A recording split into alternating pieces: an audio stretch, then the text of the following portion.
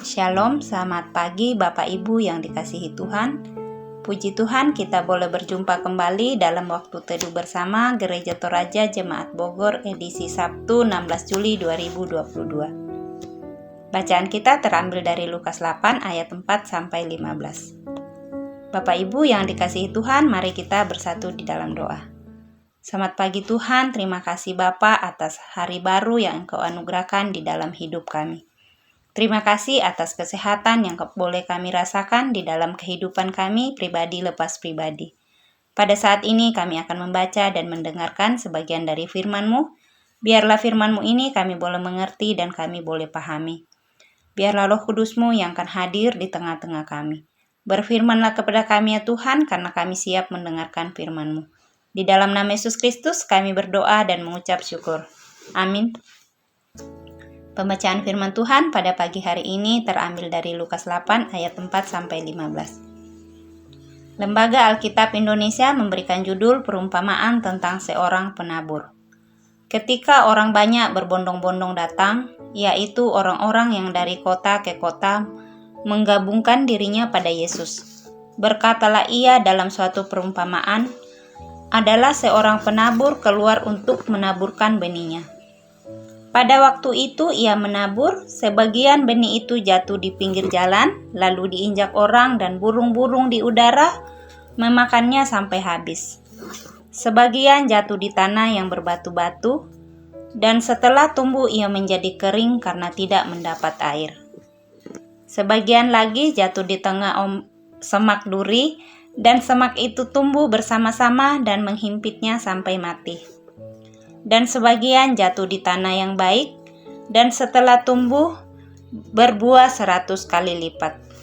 Setelah berkata demikian, Yesus berseru, "Siapa mempunyai telinga untuk mendengar, hendaklah ia mendengar." Murid-muridnya bertanya kepadanya, "Apa maksud perumpamaan itu?" Lalu ia menjawab, "Kepadamu diberi karunia untuk mengetahui rahasia kerajaan Allah. Tetapi kepada orang-orang lain, hal itu diberitakan dalam perumpamaan, supaya sekalipun memandang, mereka tidak melihat, dan sekalipun mendengar, mereka tidak mengerti." Inilah arti perumpamaan itu. Benih itu ialah firman Allah yang jatuh di pinggir jalan itu, ialah orang yang telah mendengarnya. Kemudian datanglah iblis lalu mengambil firman itu dari dalam hati mereka, supaya mereka jangan percaya dan diselamatkan. Yang jatuh di tanah yang berbatu-batu itu ialah orang yang setelah mendengar firman itu, menerimanya dengan gembira, tetapi mereka itu tidak berakar. Mereka percaya sebentar saja, dalam masa pencobaan mereka murtad. Yang jatuh dalam semak duri ialah orang yang telah mendengar firman itu, dan dalam pertumbuhan selanjutnya mereka terhimpit oleh kekhawatiran dan kekayaan dan kenikmatan hidup, sehingga mereka tidak menghasilkan buah yang matang. Yang jatuh di tanah yang baik itu ialah orang yang setelah mendengarkan firman itu, menyimpannya dalam hati yang baik dan mengeluarkan buah dalam ketekunan. Demikian pembacaan firman Tuhan. Amin. Tema kita hari ini adalah kalau punya telinga dengarlah. Minda-minda tu ke telinga nama perangi. Masa pandemi 2 tahun kemarin, banyak orang menghabiskan waktunya di rumah untuk berkebun, menanam bunga. Bila diamatin, pertumbuhan dan hasilnya berbeda-beda. Ada yang gagal, gersang, tapi ada juga yang berhasil. Yesus tidak kaget dengan banyaknya orang berbondong-bondong bergabung. Dia memanfaatkan peristiwa itu untuk mengajar para rasulnya dengan perumpamaan ini. Bibit yang sama dan banyak memiliki kemungkinan hasil yang berbeda. Tanah atau media tanam adalah perumpamaan Yesus tentang kondisi hati dan batin kita masing-masing. Tidak mudah menjadi penabur, terutama jika jemaatnya sudah besar. Sangat banyak dan beragam karakter. Ini tantangan bagi para pelayan atau pewarta masa kini. Yesus mengajar kita dengan mengumpamakan kondisi rohani manusia dalam 3 jenis tanah: berbatu, bersemak, dan tanah yang baik. Yesus tahu perbedaan kondisi rohani mereka yang datang berbondong-bondong. Perumpamaan tentang penabur menolong para murid agar tidak putus asa jika ada pelayanannya yang gagal. Karena juga selalu ada yang berhasil, bahkan tumbuh berbuah 100 kali lipat. Perumpamaan benih dan penabur ini juga menolong kita pada masa kini untuk memeriksa hati masing-masing dan memperhatikan tanggapan kita terhadap firman.